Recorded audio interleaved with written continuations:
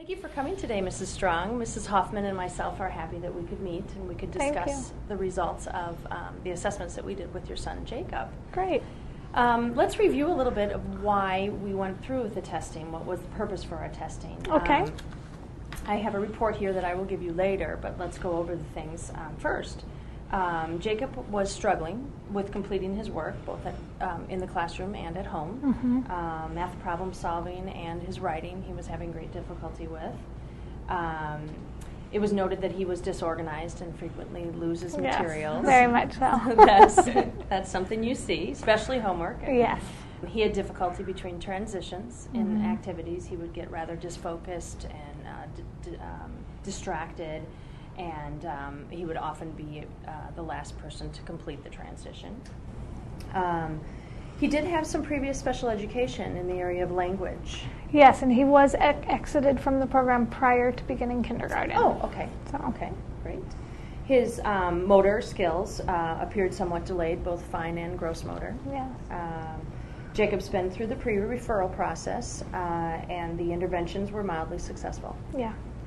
And your husband and yourself had then requested that you'd like to go ahead and rule out a learning disability. You're correct, yes. So we went ahead and did the assessments. Okay. So I'm going to give you a copy of this, but I'm going to read from it right now to share with you some of the results and the things that were done.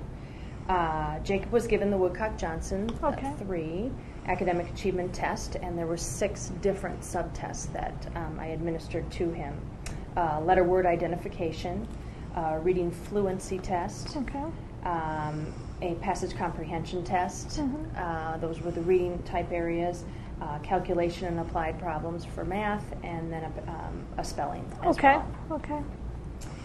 Jacob presented himself very politely. Good. He seemed to try his very best during the testing. I would like to note, though, that he did have some minor movements during the testing session. He did some tapping. He did some humming. Typical, or would you say? A little atypical. A little more than someone his age should have been doing. Again, that might have been some of his distractibilities. Been distracting to him, or nervousness, sure. He may need to move a little bit. He may be the type of kid that needs to move a little bit just to keep himself focused. Just something for us to think about. Okay. Let me go ahead and show you the standard scores. When we're talking about a standard score on an assessment, we're looking at an average being between 85 and 115. 100 being in the middle, and 85 to 115 being the average range. Okay. When it comes to the standard scores, for the first subtest, the letter word identification, he came in at 112. Oh, wow. And then I'd like to note that on the percentile ranks, that would be comparing himself to 100 students. Okay. And out of 100 students, he scored for letter word identification 79%. Okay, so fairly high. 79%. He did better than 79% of the 100. Okay. Wow. In the area of reading fluency, his standard score was 109. Okay. And his percentile rank came out to be 72%. Okay. Calculation, which was a little bit more of a concern for all of us, was the standard score came out to be 99. Okay. And a 48 percentile rank. Now, would 99 still be in the average range? Yes, it would, because remember, it's 85 to 115. Okay. You got it. Spelling was 121, which actually came out to be his highest score. Okay. And the percentile rank was 92%. Okay. His passage comprehension was 103. And the percentile rank of 59. And applied problems was 96 with a percentile rank of 41. Okay. So again, a little bit lower in the areas of math. To look at this another way, you can look at this graphically and see that these standard scores, if we look at this as this line that I've drawn being dead average, even 100, remember our band is 85 to 115. But 100 is the middle. You can look at the standard score of 112 being this gray band right here, and how he falls up in a little higher within that average range. Reading fluency falls here in this gray area. The passage comprehension then falls kind of in the middle here, right on. Calculation is pretty much dead on in the middle. Okay. Applied problems down a little bit, and then his spelling. Now, just so that I'm clear, did you say 85 to 115 is in the normal range? Yes, that is the average range, 85 Okay. to 115, 100 being in the middle. So really he did, looks like from this graph that he hit in the normal range for everything. Mm-hmm. Okay. Mm-hmm. And some a little bit higher, exactly. Okay. And to look at this another way graphically, there's an age band profile. So we can look at each category based on his how he compared, how he scored, and then what age range that would have been. Okay. So in letter word identification, he scored at about age 13, 1 month. For reading fluency, it would be 12, 9th month.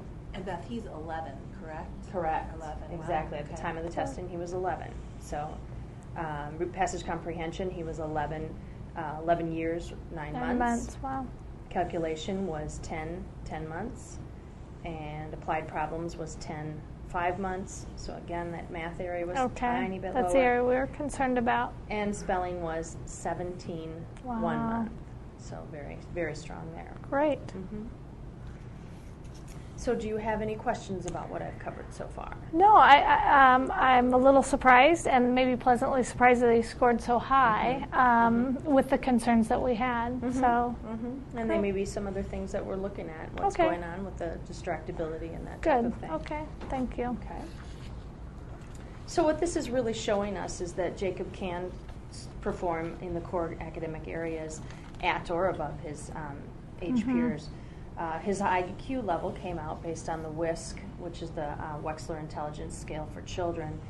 He fell in the high average range. So these scores would be compared to the 85 to 115. With this information, it would appear that Jacob is performing academically at his ability level, and that it would not indicate that he would have a learning disability. Okay, good. I would like to suggest some recommendations, though. And some following actions that maybe we could do together. I'd like to recommend that some additional assessments to measure his behavior in the area of attention, since that was noted in the testing, and then that was noted before we even tested by yourself and the classroom teacher. Maybe we can have some rating scales be given to the classroom teacher and to yourself to fill out. You'll want to rate his behavior in your best of your ability. Okay. To the best of your knowledge of what he can do. Another recommendation is that I think maybe we should come up with a formal behavior plan to address these areas of concern. That's a good idea. Work completion, the transition time difficulties, the classroom organization, which will help at home too. And this plan, of course, would be a partnership between the school and the home. Okay. How does that sound? That sounds great. I'm really happy to hear that he doesn't have a learning disability. So that's really neat. And I really do like the idea of a formal behavior plan. And again, my husband and I really want to work on this before he takes the next transition into middle school. Yes. And we just feel it's going to be more and more difficult. So I really like the idea. There'll be more restraints on him, exactly. Switching from classroom to classroom and more teachers, and sure. And with the disorganization as it is already, coming from many, separate teachers, we're concerned about that. So I think a formal behavior plan is a great plan of action. Yes, I really do too. That'll help him so much, and he needs to be provided with structure and accountability for his behavior in the classroom as well. And I think the behavior plan, if we incorporate, rewards and consequences for those behaviors, that will really help him in the long run. And we can tie those things in at home as well. Absolutely, and maybe and that will be a very strong behavior plan if we can tie that together. Yes. Exactly, working as a partnership. He's such a great kid, and he's a very unique and interesting learner, student to have in my class. I really enjoy him, and I just want to keep him going in that direction. Great, thank you. Keep him focused. Thank you for all your help. So let's go ahead. Maybe we can meet next week. Okay. In the meantime, I'd like to, for all of us to think about the behaviors that we'd most like to change with Jacob. Okay. Let's talk to Jacob also about maybe some classroom rewards and some home rewards that he might want to work towards, that we can put in his behavior plan to help him focus and want to attain and do what we would hope him to do. Then he can buy into the plan and really want to succeed and make some changes in his behavior. We'll have to think about behaviors that are realistic and rewards that are realistic. They don't have to be concrete things. They could be going on a bike ride with Dad. I like the idea of going to a movie, doing something special. What about in the classroom? What kind of things? Well, there could be things like maybe some extra computer time at the end of the day. He or loves the computer. Drawing. How about Legos? I Legos. know that worked out well for you. Maybe I could get bring some of those. Oh, that'd be in. great. Okay. That'd be fantastic. Sure.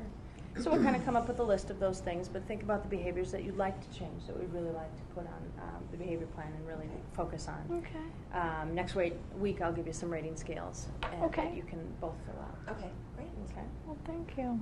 Well, thank you for coming in today. I feel really good about what we're going to be able to do for Jacob. Well, thank you for all the testing, and thank you, Mrs. Hoffman, for working with Jacob. We love having him. So thank you very much. You bet.